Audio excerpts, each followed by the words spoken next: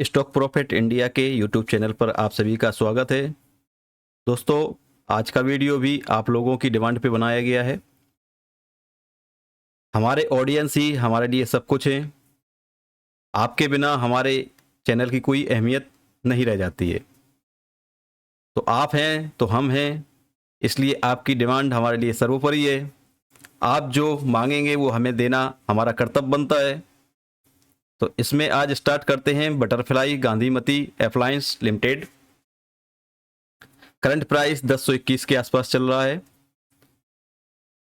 ये कंपनी के fundamental check करने से पहले आपको पता होना चाहिए ये काम क्या करती है। तो ये हमारे जो किचन्स के आइटम हैं, जैसे एलपीजी स्टोव है, मिक्सर ग्राइंडर हैं और स्टेनलेस स्टील के प्रेशर कुकर हैं, मतलब ये कई प्रकार के किचन के आइटम को बनाती है। वो प्रोडक्ट बटरफ्लाई के नाम से आपको मार्केट में ज़रूर दिखाई देंगे।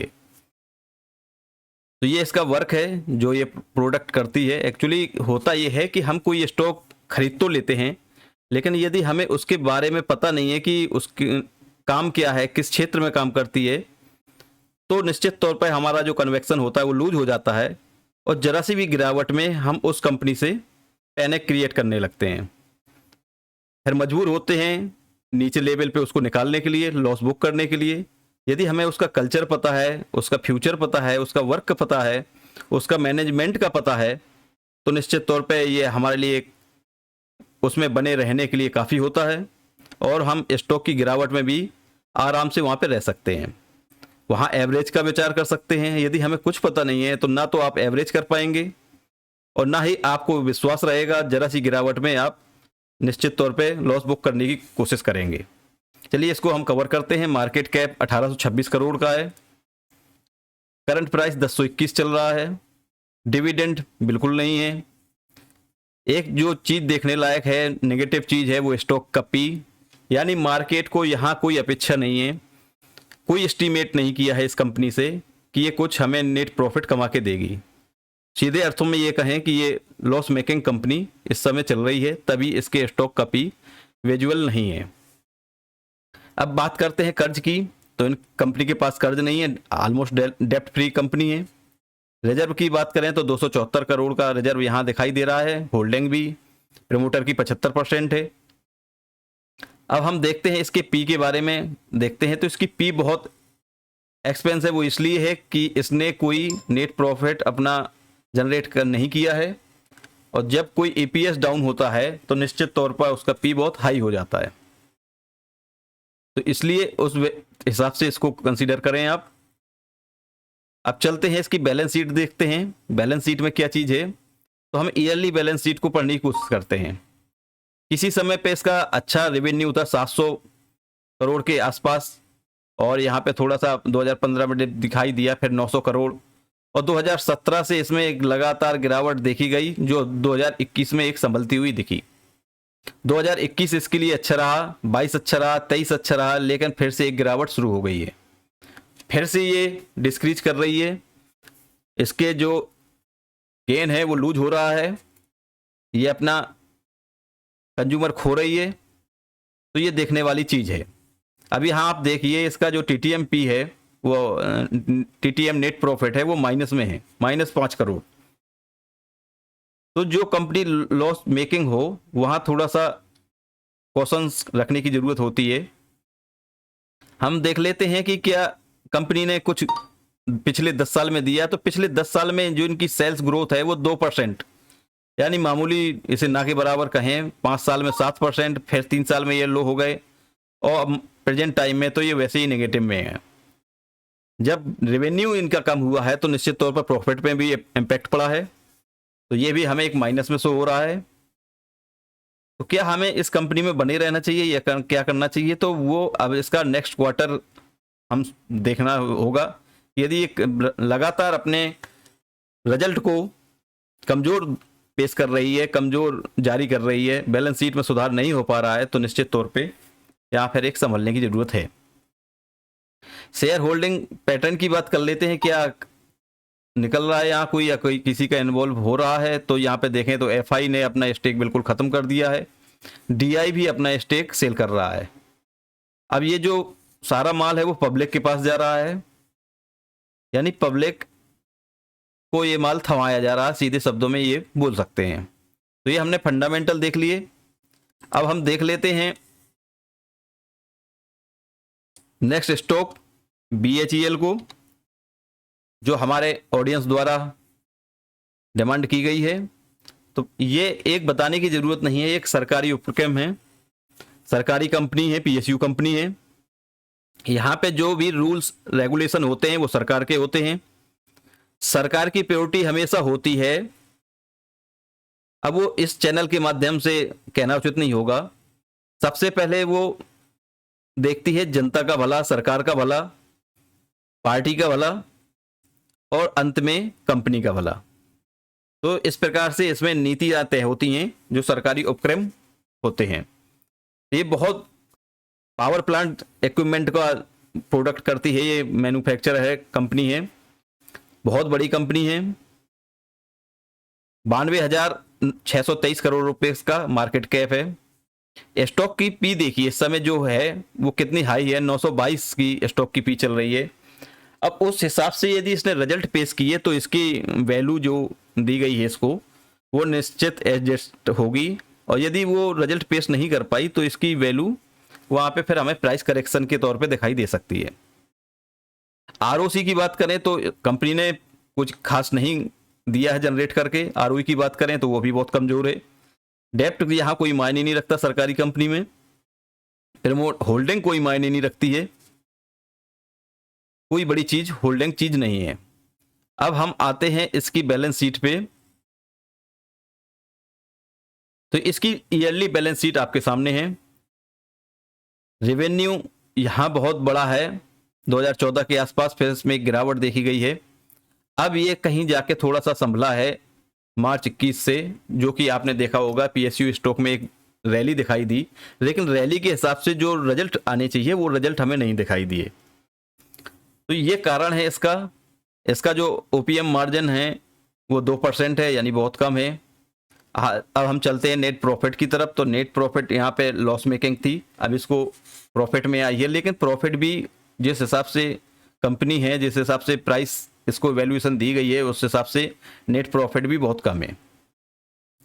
तो अब हम देखते हैं क्या इसकी वैल्यू मैच करती है। तो आप यहाँ देख सकते हैं जो सेल्स ग्रोथ है वो माइनस में है। पिछले 3 साल में 11% जरूर दिखाई दे रही है डबल डिजिट में, लेकिन प्रेजेंट में फिर से 3% के आसपास सिमटती नजर आ रही है। प्रॉफिट की बात करें तो प्रॉफिट में भी नेगेटिविटी है, लेकिन आप जब आते हैं स्टॉक के प्राइस में तो यहाँ पे बहुत बड़ा उछाल है जो कोई मैच नहीं कर रहा है। ये प्रॉफिट की ग्रोथ जो होती है परसेंटेज, उसका ज्यादा से ज्यादा 2.5 गुना स्टॉक का प्राइस CAGR वो तो होना चाहिए। यदि उससे ज्यादा है तो निश्चित वो ओवर वैल्यूएशन मानी जाती है। ये एक तरीका होता है चेक करने का। तो यहाँ पे हमने ये सब चीजें देखी। अब हम अंत में चलेंगे टेक्निकल व्यू पे, इसका शेयर होल्डिंग पे भी एक नजर डाल लेते हैं। तो यहाँ पे DI ने जो वो भी स्टेक कम किया है, FI ने थोड़ा सा बढ़ाया है, और यहाँ पे पब्लिक का भी थोड़ा सा बढ़ता हुआ नजर आ रहा है। तो इसमें शेयर होल्डिंग कोई बड़ा मैटर नहीं करता है। अब हमें देखना होगा टेक्निकल क्या चीजें निकल के आ रही हैं, वो जरूरी है कि हमें किस लेवल पे ध्यान देना चाहिए और किस लेवल पे हमें प्रॉफिट बुक करना चाहिए, तो वो चीज जरूरी है। अब हम नेक्स्ट स्टॉक की तरफ बढ़ते हैं, उससे पहले आप सभी से रिक्वेस्ट है कि आप हमारे चैनल को सब्सक्राइब जरूर करें, वही हमारी ताकत है। यदि आप सब्सक्राइब नहीं करेंगे तो हम कहीं ना कहीं कमजोर जरूर हो सकते हैं। आप हमारे बीच में इस प्रकार के वीडियो चाहते हैं तो आप हमारे चैनल को सब्सक्राइब करें, साथ में शेयर जरूर करें, अन्य लोगों तक इसका लाभ पहुंचाएं। चलिए चलते हैं अगले स्टॉक की तरफ। इसमें हमारा आपके डिमांड पे ही सुपराजीत इंजीनियर्स लिमिटेड, ये स्टॉक आपकी तरफ से रिव्यू करने के लिए बोला गया था, जिसका रिव्यू हम करने जा रहे हैं। तो ये जो कंपनी है वो 1985 से स्टेबल है, और इनका जो बिजनेस है वो काफी हद तक केबल, स्टीयरिंग केबल एक बार नजर दौड़ा लेते हैं। ये TVS मोटर के लिए केबल्स बनाती है और लार्जेस्ट सप्लायर है मार्केट में 65% के साथ। मैकेनिकल केबल में डोमेस्टिक 2 वाट की एंड पैसेंजर व्हीकल, इन सब के लिए यानी ऑटोमोबाइल से ये कंपनी काम कर रही है। Brake cable, clutch cable, throttle cable, steering cable, gear shifter cable, तो इस प्रकार की ये कंपनी ऑटो के इंडस्ट्री के लिए केबल तैयार करती है, जिसमें choke cable, tachometer cable, window regulator cable, यानी ये इस प्रकार की केबल्स बनाने का काम करती है। यहाँ पे लाइट लैंप हैं और फ्रंट इंडिकेटर, साइड इंडिकेटर, ये सभी चीज़ें, हेलोजन लैंप इसमें कवर करती है। तो इस प्रकार का जो है ये ऑटोमोबाइल सेक्टर को सप्लाई करती है। इसमें जो सबसे बड़ा इसका क्लाइंट है वो टीवीएस के रूप में दिखाई दे रहा है। इंडिया में इनका 40% जो रेवेन्यू है वो इंडिया से आता है, एक्सपोर्ट 53% है। तो ये काफ़ी बड़ी मात्रा में एक्सपोर्ट करते हैं। ऑटोमोटिव से इनका 34% आता है, 2 व्हीलर से 25% आता है और आफ्टर मार्केट 19%, नॉन ऑटोमोटिव से 22%। क्लाइंट की बात करें तो यहाँ पे इनके बहुत अच्छे क्लाइंट दिखाई देते हैं। Bajaj auto, TVS motor, Hero motor corp, Honda, अतोलाटो, Piaggio vehicle, TVS motor, BMW, Volkswagen, एम&एम, ये इनके क्लाइंट के रूप में हमें दिखाई दिए। तो अच्छी कंपनी है, निश्चित तौर पे इसको हम कवर कर सकते हैं। ग्रोथ फ्यूचर इसका दिखाई दे रहा है। अब हम इसके फंडामेंटल पे जाते हैं। करंट प्राइस 521 के आसपास चल रहा है। हाईएस्ट जो इसका है वो 640 है। रिजर्व की बात करें 1348 करोड़ का। डेप्ट इक्विटी यहाँ पे थोड़ी सी है 0.5, लेकिन बहुत बड़ी नहीं है। अब हम बढ़ते हैं आगे, देखते हैं इसकी पी, करंट में पी क्या है। तो पी थोड़ा सा यहाँ पे हाई होती हुई दिखाई दे रही है, यानी मार्केट को इससे जो अपेक्षाएं हैं वो ज़्यादा हैं, उस हिसाब से इसको रिजल्ट पेश करना पड़ेगा। अब देखते हैं इनकी बैलेंस शीट को। तो बैलेंस शीट में हम लगातार देख रहे हैं कि इंप्रूवमेंट इनकी सेल्स में दिखाई दे रहा है। 2013 से यदि हम कवर करते हैं तो 400 करोड़ से आज ये जाके 3000 करोड़ तक पहुंच गई है। तो यानी रेवेन्यू में इनकी इंप्रूव लगातार ग्रोथ दिखाई दे रहा है। अब आते हैं नेट प्रॉफिट में। तो नेट प्रॉफिट में भी एक इंप्रूव दिखाई दे रहा है, यहाँ पे लगातार ग्रो है, तो ये भी एक अच्छी चीज़ है। एपीएस भी अच्छा हो रहा है इनका, यानी फंडामेंटल के हिसाब से बहुत अच्छा है इनका अभी तक। अब बात करते हैं कि अब मैच कर रहा है हमारा स्टॉक का प्राइस और इनकी बैलेंस शीट। तो यहाँ पे थोड़ा सा कमी आई है इनके सेल्स ग्रोथ में, 6%, ये डबल डिजिट में वर्क करती थी, यहाँ पे सिंगल डिजिट में हो गई है। कंपाउंड प्रॉफिट ग्रोथ वो भी सिंगल डिजिट में हो गई है, जो कि डबल डिजिट में थी। थोड़ा सा प्रेशर यहाँ भी दिखाई दे रहा है।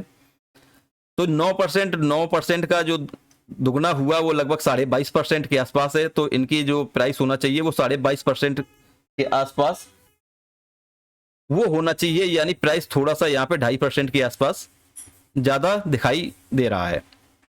रिटर्न ऑफ इक्विटी यहाँ डबल डिजिट में है, यानी कंपनी अच्छा प्रॉफिट ग्रोथ कर रही है, यहाँ कोई दिक्कत नहीं है। अब हम चलते हैं इनके शेयर होल्डिंग पैटर्न पे। तो यहाँ पे लगभग प्रमोटर होल्डिंग 44.62% है, ठीक है। एफआई की होल्डिंग है वो इंक्रीज हुई है, यहाँ पे थोड़ी सी कमी आई थी, और डीआई ने भी थोड़ा सा माल सेल किया, लेकिन एवरेज डीआई भी यहाँ पर है। पब्लिक होल्डिंग भी 32% के आसपास है। तो होल्डिंग में भी ऐसी कोई चीज कमी नहीं है कि कोई दिक्कत वाले पैरामीटर में कोई सही ना हो। चलिए अब हम इन सब के देख लेते हैं टेक्निकल, बढ़ते हैं आगे।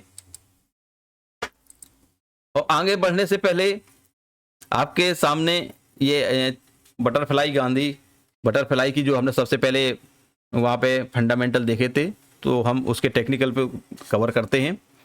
अब यहाँ पे आप देखिए एक चीज आपको दिखाई देगी,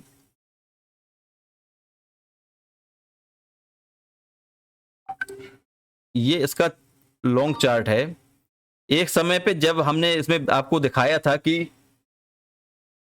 ये लगातार यहाँ पे सेल्स इसका ग्रो हो रहा है, तो यहाँ पे इसका प्राइस भी ग्रो हो रहा था। जैसे ही इनके सेल्स में कमी आई तो मार्केट ने उसी हिसाब से इसके साथ व्यवहार किया है, और मार्केट ने उसके प्राइस को भी नीचे लाए हैं। अब यहाँ पे थोड़ा सा एक एक्शन दिखाई दे रहा है, ये जो लगातार इसका डाउन ट्रेंड चल रहा था उस डाउन ट्रेंड में एक रिवर्सल दिखाई दे रहा है। अब ये रिवर्सल कितना टिकाऊ हो सकता है वो हमें वॉल्यूम देते हैं। वॉल्यूम अभी ऐसे कोई खास वॉल्यूम नहीं है कि यहाँ से हम एक बहुत बड़े रिवर्सल की उम्मीद कर सकें। यदि हम इसके लेवल की बात करें टेक्निकल रूप में तो इसका 1100 रुपये का एक लेवल है। 1100 रुपये के लेवल करने से ये एक अपने जो लास्ट स्विंग था इसका हाई वहां ब्रेक करेगी और इसमें एक थोड़ा सा जो स्ट्रेंथ है वो बन जाएगी। तो ये चीज इसमें चार्ट में दिखाई दे रही है। इसके अलावा हम इसका डेली चार्ट में जाते हैं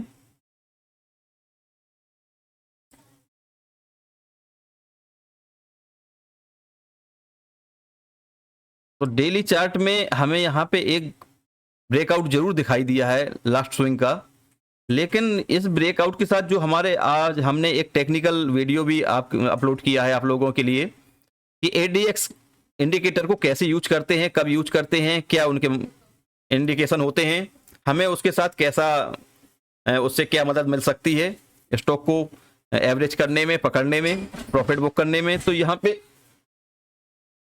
जो चीज हमें दिखाई दी वो एडीएक्स इसका बहुत ऊपर की तरफ यानी उसमें बहुत बड़ा खिंचाव है। तो ये दर्शाता है कि इसमें कोशिश यानी ताकत पूरी लगाई गई है, ऊपर ले जाने की कोशिश पूरी की जा रही है स्टॉक को। लेकिन उस हिसाब से इसमें वॉल्यूम नहीं आ रहे हैं और प्राइस भी उस हिसाब से नहीं बढ़ रहा है। तो अब देखना होगा कि यहाँ पे तो खरीदना बिल्कुल नहीं दिखाई दे रहा है कि आप नया इन्वेस्ट यहाँ पे कर सकें। जो हैं वो उन्होंने शायद यहाँ बॉटम पे अपना एवरेज किया होगा। बाकी अभी इसमें कोई ऐसी चीज नहीं दिखाई दे रही है कि जो इन्वेस्टर यहाँ एंट्री कर सकें या एवरेज कर सकें। तो ये हमारा रिव्यू था बटरफ्लाई के लिए। अब हम चलते हैं बीएचईएल की तरफ। तो बीएचईएल के में भी हमें चार्ट में एक कमजोरी दिखाई दे रही है। ये देखिए अब इसका जो सपोर्ट बनेगा वो एक 252 का सपोर्ट यहां पे नजर आ रहा है।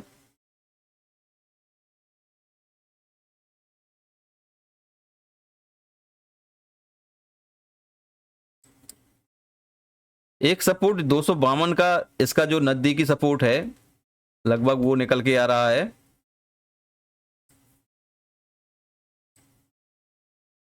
ये सपोर्ट है और दूसरा जो इसका सपोर्ट बनेगा वो सही सपोर्ट बनेगा इसका। इसको हम वीकली में ले लेते हैं तो थोड़ा सा और वहां पे हमें ट्रेंड का सही कंफर्मेशन मिलता है।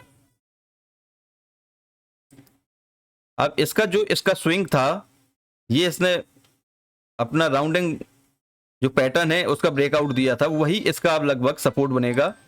तो इसका सपोर्ट लगभग 195 190 के आसपास ये सपोर्ट इसका निकलेगा और इसका ये जो ब्रेकआउट था ये पूरा रीटेस्ट होगा और रीटेस्ट हो सकता है कि यहाँ तक हो या बीच से मूव करे, तो वो एक देखने वाली बात होगी।